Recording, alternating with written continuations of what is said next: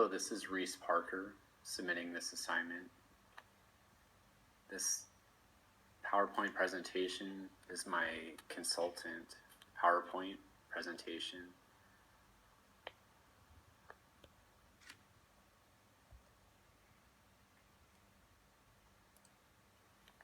Good afternoon, Board of Directors. Today, I'll be introducing myself as well as holding a discussion of enterprise-wide organizational culture, climate, ethics with recommendations, as well as a discussion of local command organizations, mission, vision, culture, climate, and ethics with recommendations. And I'll also hold a question and answering period at the end of the discussion.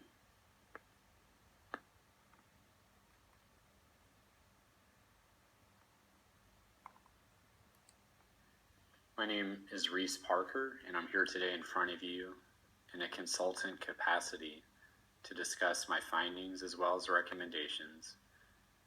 My curricula vitae is available upon request.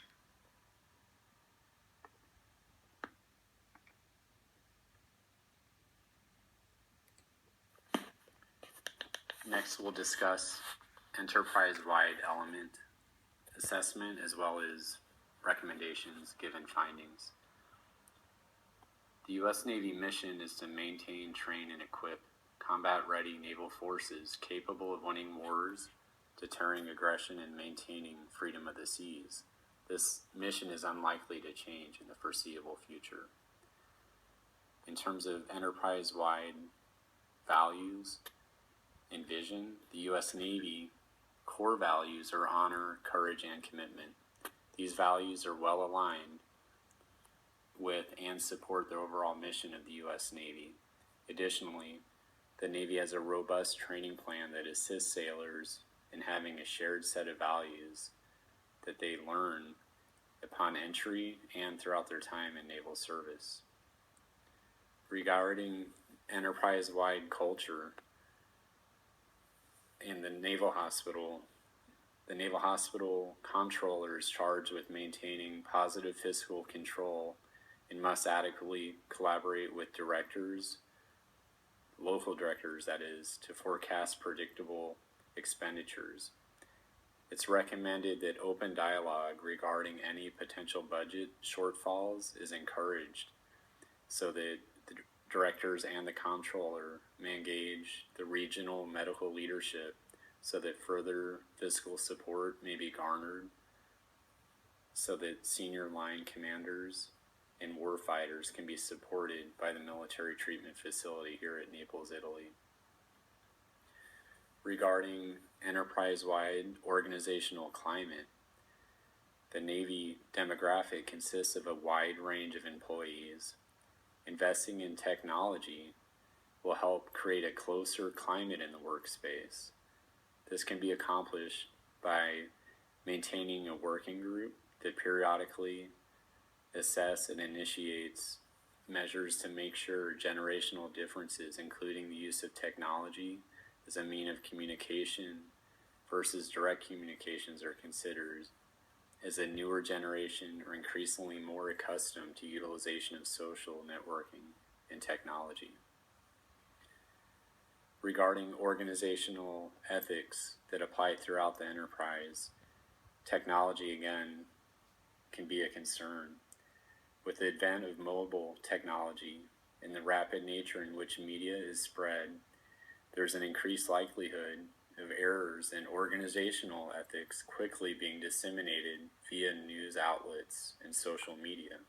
Therefore, it is recommended that an increased focus on risk communications is developed for all officers, as organizational ethical dilemmas can quickly come into the public light.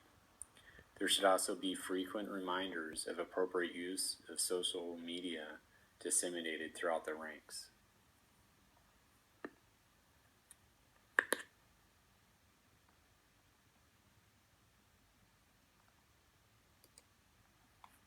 Next, I would like to move on to local assessment of multiple elements, including the mission, vision, culture, climate, and ethics. These elements are specifically assessed related to the care provided within a military treatment facility. I'd like to discuss the local mission. The mission is stated on the command intranet as, I quote, "We promote, protect, and restore the readiness, health, and well-being of those entrusted to us," end quote. It's recommended that the mission be modified to state, "We safely promote, protect, and restore the readiness, health, and well-being of those entrusted to us in a reliable manner," end quote. This will embody a sense of focus on safety and hireability within the local mission statement. Moving on to the local vision, the command intranet lists the local vision as, open quote, "To promote and strengthen the global ready force and be the best medical home away from home," end quote. It is recommended to modify the vision statement as follows: "To promote and strengthen the global ready force and be the best medical home." You note that away from home is removed from the local vision statement, as this may be viewed by beneficiaries as us saying that the care in the continental United States is superior to care provided here at Naval Hospital Naples. Next, we'll move on to local organizational culture. During the assessment, I found that there's much emphasis by the command on timely completion of tasks such as medical charting, accurate medical coding, as well as billing practices, and overall making sure that the standard of medical care is met. These are all important factors. However, there may be benefit in placing emphasis on the quality of care provided, as we have been, as well as the patient experience of the care rendered.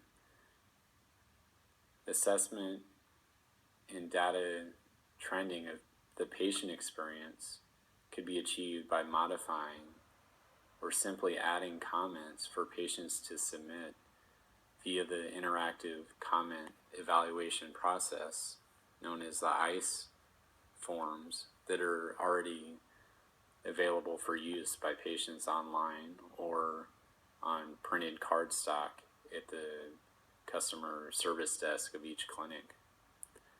The command customer relation representative can assist with this task. Additionally, I'd like to point out that the commanding officers ultimately compared to other military treatment facility commanding officers for promotion potential. The means of comparison between commanding officers of each treatment facility include comparison and analysis of performance metrics, one of which is the average response time that it takes for the commander's staff to respond via secure messaging.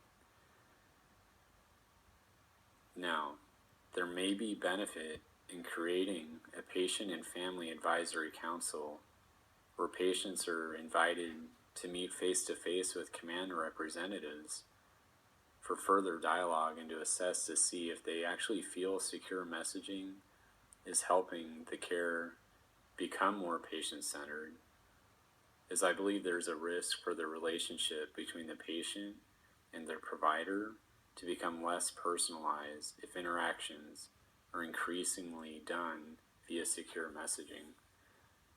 It's important to know that access to care is measured, but the process in which access occurs can occur electronically. But utilizing the Medical Home Port Committee here at the command to form a patient family advisory council to further assess to see what the patient experience truly is through these interactive secure messaging communications is important. Next, I'd like to move on to discuss the command or local organizational climate. Throughout Navy medicine, military treatment facilities focus on family-centered patient care.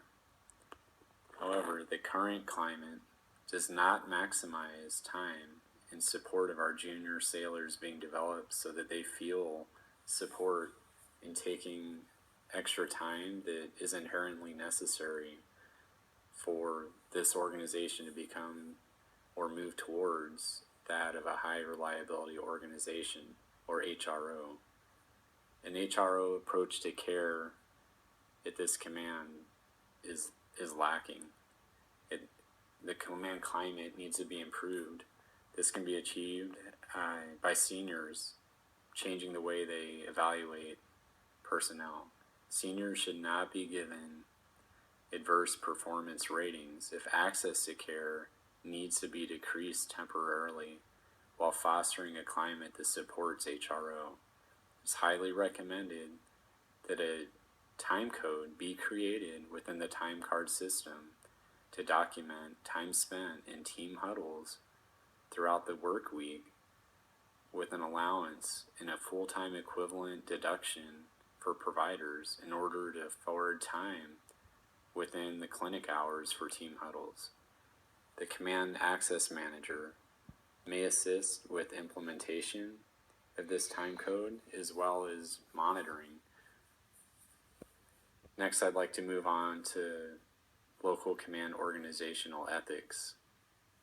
Obviously, at some point, ethical dilemmas will surface within the healthcare sector. Emphasis must be placed on caring behavior, as this will help prevent some of these ethical dilemmas. This can be achieved through increased collaboration between patients and multidisciplinary teams. Encouraging this, as well as periodic review of local hospital instructions or policies related to organizational ethics within the healthcare setting, is key. This consultant found 3 policy statements, including the Organizational Ethics Policy, the Medical Ethics Review Committee Policy, and the Protection of Human Subjects and Medical Ethics Committee Policy.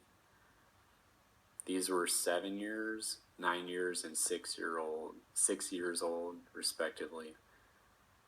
It's my recommendation that the Command Medical Ethics Committee assist the command in updating these instructions.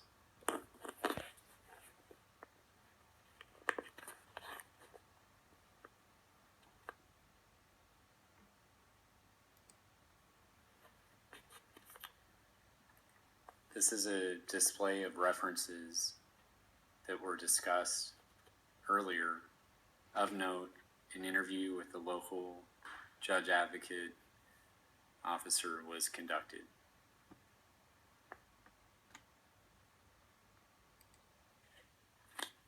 Next, I would like to move on to a questions and answers session. I thank the board of directors for the time, and it was my true pleasure to serve as a consultant. Thank you.